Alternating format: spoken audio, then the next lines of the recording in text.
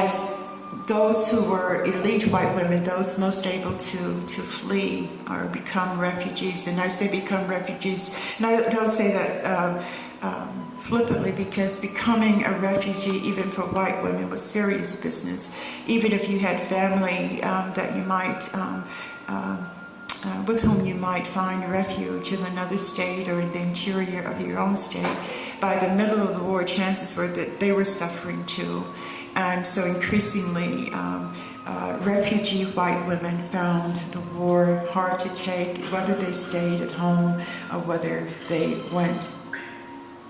Sometimes when slave-owning women, as in the example with which I introduced the talk, sometimes when they fled, they were unable to take all of their slaves with them, or the slaves refused to go.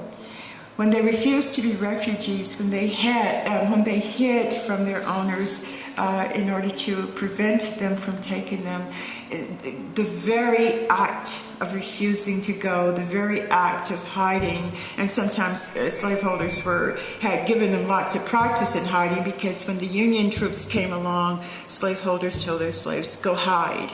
And so the sovereignty of the master class was compromised in all kinds of ways. And at the same time, mistresses who fled often learned that after they had done so, their homes had been destroyed not by Confederate or Union troops, but by the people that they had owned. At Whitehall and Buck Hall plantations, for example, the enslaved people who had worked there stripped the plantation big houses of their furnishings. More than one mistress learned that their beds, the beds on which they had slept, were now down in the slave quarters. With the approach of Union forces in the spring of 1863, Kate Stone and her family and many of their neighbors abandoned their plantations, becoming refugees. The slaves they were forced to leave behind took what they left, which was most of what they owned: their furniture, their carpets, their books, their piano, the buggy, the carriage, the harness, everything that they could carry. Some even took their owners' pictures and every pretty thing, one mistress remarked. One slave family even moved into her owner's bedroom. For the first time, enslaved people who took these possessions, and they took them, in their words, they took them because they were their property. They said, we bought them, our labor purchased them, the cotton, sugar that we grew purchased them, they belong to us as much as to them, and maybe more. In addition, it was the first time that many enslaved people had come into possession of something as simple as a bed, a spoon, a fork, a plate, or even decent clothing. They ate now from larders that had formerly been forbidden to them, but larders that were the product of their labor. Some enslaved people had their first taste of milk, their first taste of cream and butter and coffee.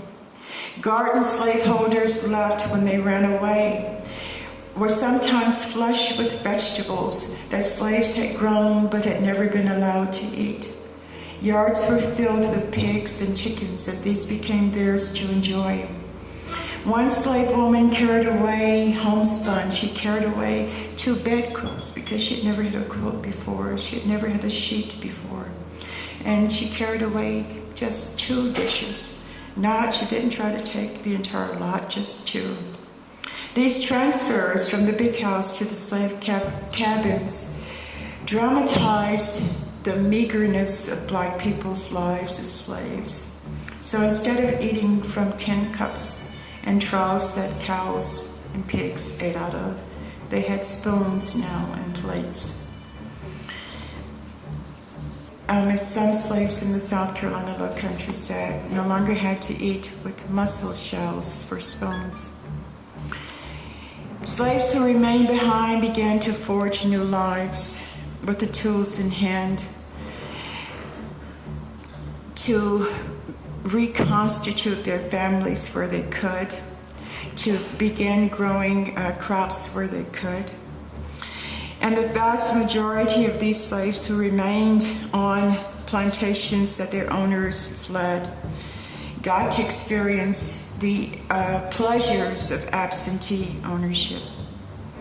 At the same time, I don't want to romanticize their lives.